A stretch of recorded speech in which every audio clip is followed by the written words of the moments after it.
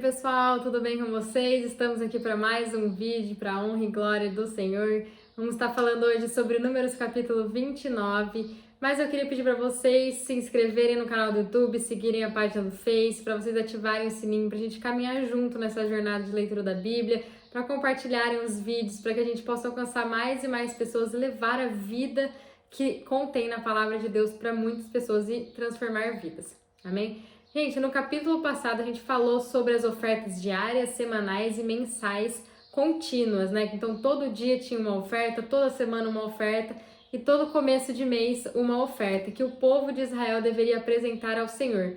E a gente também falou sobre as ofertas que eles deveriam oferecer nas solenidades, nos encontros marcados com o Senhor, né? Nas festas de Yahvé.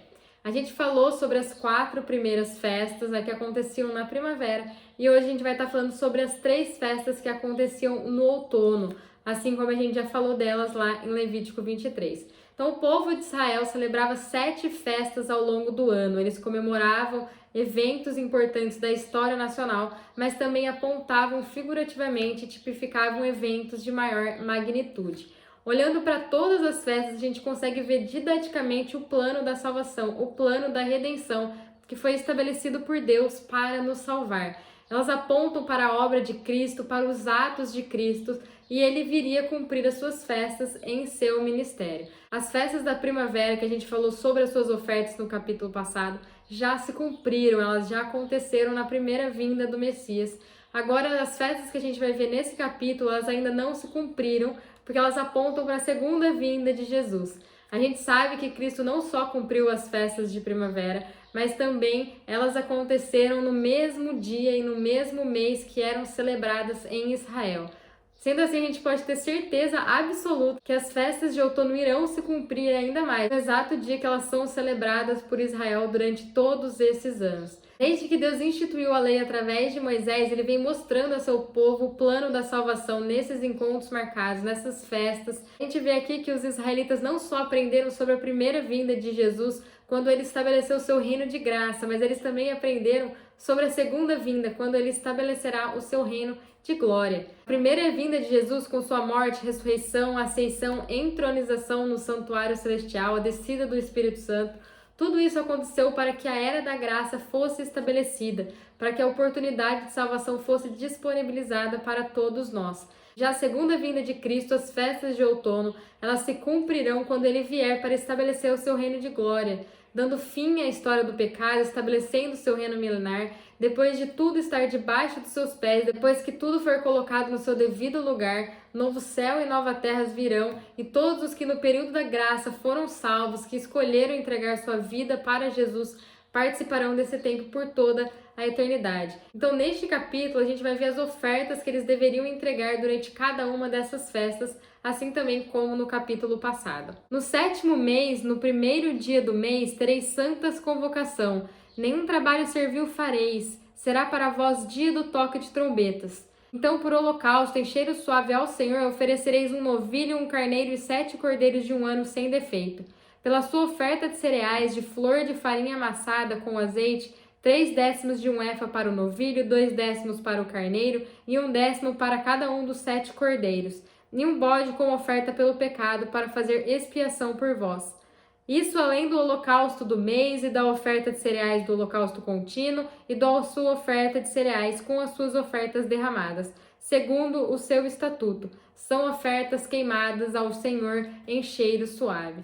Então, esses versículos aqui nos falam sobre os holocaustos, sobre as ofertas que deveriam ser entregues na festa das trombetas, também chamada de Yom Teruah, o primeiro dia do 7º mês. A gente já falou um pouco sobre essas festas lá em Levítico 23. Na verdade, essa festa anunciava que a próxima festa estava chegando, que é a festa da expiação. O que foi oferecido nessa festa foi o mesmo oferecido no começo dos meses, na lua nova, com a diferença de que foi oferecido um novilho ao invés de 2. Então, essa festa é para ser observada como uma celebração, uma festa memorial, comemorada com um toque de trombeta. Ela é tradicionalmente chamada também de Rosh Hashanah, que significa cabeça do ano, é o ano novo judaico, e nessa data começa os 10 dias terríveis. os dias entre Rosh Hashanah e Yom Kippur. São 10 dias terríveis porque é um momento de introspecção, vamos dizer assim, é um momento de autoexame, de olhar para dentro, é um tempo de reflexão, um tempo de arrependimento geral e solene. Quando falamos de trombetas, lembramos do arrebatamento da igreja. Essa é a única festa celebrada em lua nova, no tempo mais escuro do mês. Jesus virá no tempo de maior escuridão, de maior treva sobre a terra. E então o Senhor virá o som do toque da última trombeta para arrebatar o restante da sua igreja. Se a gente reparar, a festa das trombetas, que é a quarta festa, acontece 50 dias depois do primeiro encontro. E depois a gente vê que tem um longo período em que nada acontece até chegar a essa festa. Depois do derramamento do Espírito Santo, onde se inicia a era da igreja, a era da graça, que é exatamente esse momento que a gente está vivendo hoje, esse é o intervalo de tempo até chegar a festa da trombeta. Então, todos os anos a gente tem ensaiado essa festa. E sempre que a gente comemorar essa festa, essa santa convocação, que a gente possa sempre lembrar que da mesma maneira que as outras festas se cumpriram no dia exato, esta também se cumprirá e no dia de Yom Teruá, ao toque da trombeta, o Senhor Jesus arrebatará a sua igreja. Ninguém sabe o ano em que ele voltará, mas será nesse dia, assim como no dia da Páscoa, ele se ofereceu em sacrifício por nós. No dia 10 desse 7º mês, tereis santa convocação e vos humilhareis, nenhum trabalho fareis.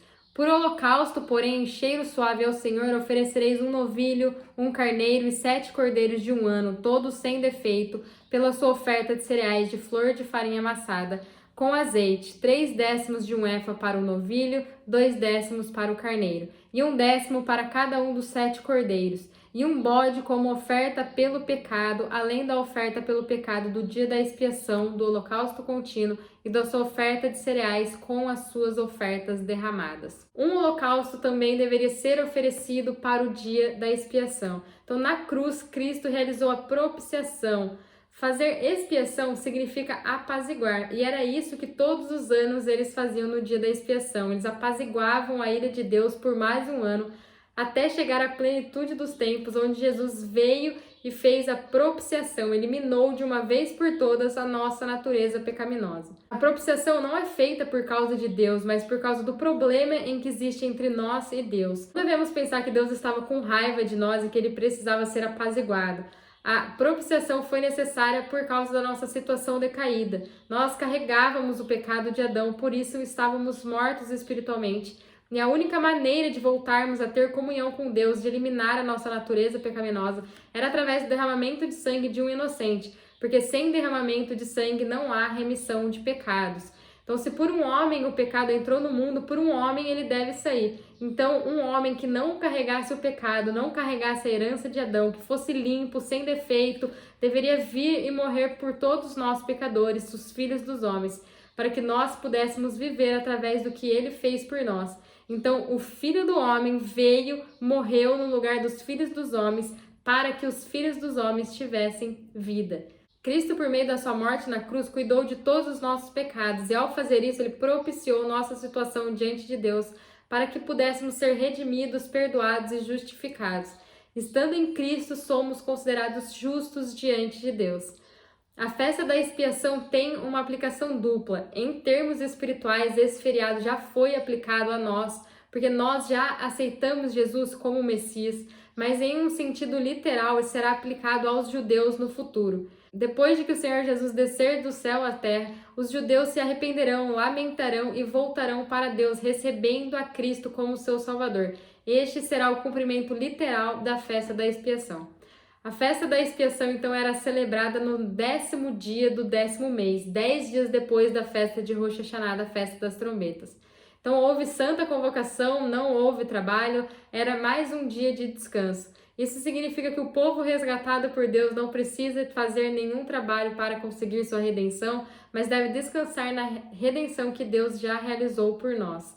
Então, naquele dia, o povo sofreu, isso é, eles se arrependeram, eles prantearam e lamentaram por causa dos seus pecados. O que foi oferecido nesse dia foi o mesmo que foi oferecido no início do mês, com a diferença de que foi oferecido um novilho ao invés de 2. Aos 15 dias deste 7º mês, tereis santa convocação, nenhum trabalho servil fareis, mas 7 dias celebrareis festa ao Senhor.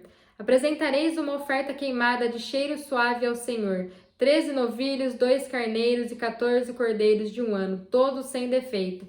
Pela sua oferta de cereais de flor de farinha amassada com azeite, 3 décimos de 1 efa para cada um dos 13 novilhos, 2 décimos para cada um dos 2 carneiros e 1 décimo para cada um dos 14 cordeiros, e um bode como oferta pelo pecado, além do holocausto contínuo da sua oferta de cereais e da sua oferta derramada. Então aqui, no versículo 12 até o versículo 38, nos fala sobre as ofertas queimadas para a festa dos tabernáculos. Não vou ler todos os versículos, porque senão vai ficar muito repetitivo, mas essa festa ela durou 7 dias, começando no 15º mês do 7º mês. Então a gente vê que nesse 7º mês as 3 festas acontecem, tanto a festa das trombetas, o dia da expiação e a festa dos tabernáculos. Então no primeiro dia houve uma santa convocação e nenhum trabalho foi feito. A gente acabou de ler aqui o que eles deveriam oferecer no primeiro dia, né? Quais ofertas eles deveriam apresentar ao Senhor, que tipificam, claro, os vários aspectos de Cristo. Consistiu em 2 carneiros, 14 cordeiros de 1 ano sem mancha, 13 novilhos de gado, e nos 6 dias seguintes o número de novilho ia diminuindo 1 por dia. Além disso, cada oferta queimada deveria incluir sua oferta de manjares e sua oferta de libação, né, de bebida. Um bode também era oferecido como oferta pelo pecado. No 8º dia, que significa ressurreição, houve uma assembleia solene. O que era oferecido neste dia era a mesma oferta dos inícios do mês, dos dias de lua nova. Sucote é a 7ª festa e ela será cumprida no próximo milênio por 1000 anos, como a conclusão de todas as eras da velha criação de Deus. Essa festa representa o próximo milênio, que será uma alegre bênção dispensacional que o povo redimido de Deus desfrutará com Deus por um período completo na velha criação de Deus. Isso não ocorrerá no novo céu e na nova terra, mas vai ser a manifestação do reino dos céus, aonde o Messias reinará junto com a igreja vencedora sobre todas as nações da terra e restaurará a terra. Tudo vai ser colocado no seu devido lugar. Porque não somente o homem caiu quando Adão e Eva comeram a fruto do conhecimento do bem e do mal, também toda a natureza, todo o mundo caiu junto. Nesse período de 1000 anos, o Messias vai colocar tudo no seu devido lugar. Então a festa de Yom Teruah, a festa de Yom Kippur e a festa de Sukkot, né, todas eram celebradas dentro desse 7º mês.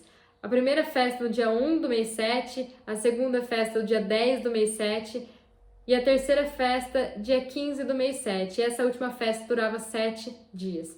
Independente do dia do calendário civil que caísse, essas festas, esse primeiro dia, esse 10º dia ou esse 15º dia, mesmo se fosse segunda, terça, era decretado festa, encontro solene marcado com o Senhor. Essas coisas oferecereis ao Senhor nas vossas solenidades, além dos vossos votos, das vossas ofertas voluntárias, com os vossos holocaustos, com as vossas ofertas de cereais, com as vossas ofertas derramadas e com os vossos sacrifícios de oferta pacífica. Moisés falou aos filhos de Israel tudo o que o Senhor lhe ordenara. Então, todas as ofertas para cada dia, cada sábado, para cada início de mês e para todas as festas anuais, o povo oferecia. Essas eram com datas marcadas, mas além destas, eles também poderiam oferecer os seus votos, suas ofertas voluntárias, né, por seus holocaustos, suas ofertas de farinha, suas libações e ofertas pacíficas. Então, depois de criar a terra, Deus opera em 4 dispensações principais. A primeira é a dispensação dos pais, também chamada de dispensação pré-lei, que vai de Adão até Moisés. A segunda é a dispensação da lei, que vai de Moisés até a primeira vinda de Cristo. A terceira é a dispensação da igreja, que vai do dia de Pentecostes até a segunda vinda de Cristo. E a quarta é a dispensação do milênio, o reino do Messias por 1000 anos. Essas 4 eras são estágios cruciais na obra de Deus na velha criação para a nova criação. Então, em cada uma dessas dispensações, Deus usa a sua velha criação como material para produzir uma nova criação. A consumação da nova criação de Deus será a Nova Jerusalém. Mas aqueles crentes salvos que foram vencedores durante a Era da Graça desfrutarão da Nova Jerusalém durante o milênio. Então, finalmente, após o milênio, todo o povo de Deus será totalmente aperfeiçoado e consumado, tornando-se assim a nova Jerusalém. Na era atual, na era da graça, a gente desfruta de Cristo como nossa Páscoa, como nosso pão sem fermento, como as primícias oferecidas a Deus. A gente desfruta do Espírito Santo, né, que nos foi entregue como selo no dia de Pentecostes. Durante esta era, Deus está transformando a nossa carne caída, a nossa velha natureza, em sua nova criação. Para os que aceitaram Jesus, o Espírito está pronto e agora começa o processo de santificação da alma. Por fim, a igreja vencedora, uma porção dentro da igreja, uma porção daqueles que estão salvos, na era da graça, consumará a vontade de Deus em sua nova criação, onde andaram segundo o Espírito, fluíram de Deus e alcançaram a estatura de filho varão. Essa porção se tornou madura e será arrebatada para se juntar a Cristo em seu casamento glorioso. Então ela descerá com Cristo na terra, no momento em que ele tocar a trombeta para convocar os israelitas de volta para Deus. Neste momento, eles afligirão as suas almas, olharão para o Cristo glorioso, entenderão que ele foi o Messias que eles transpassaram e reconhecerão ele como o seu Salvador. Então, Cristo então será a sua propiciação e a festa dos tabernáculos começará, o reino milenar de Cristo. Então, em Números 28 e 29, a gente vê que cada sessão se destina a cumprir a economia eterna de Deus, cuja centralidade e universalidade é Cristo, porque Cristo é o cumprimento de toda a economia de Deus, ele é o alimento de Deus e o único capaz de satisfazê-lo. Amém? Gente, esse é o capítulo 29, fiquem com Deus e até o próximo vídeo.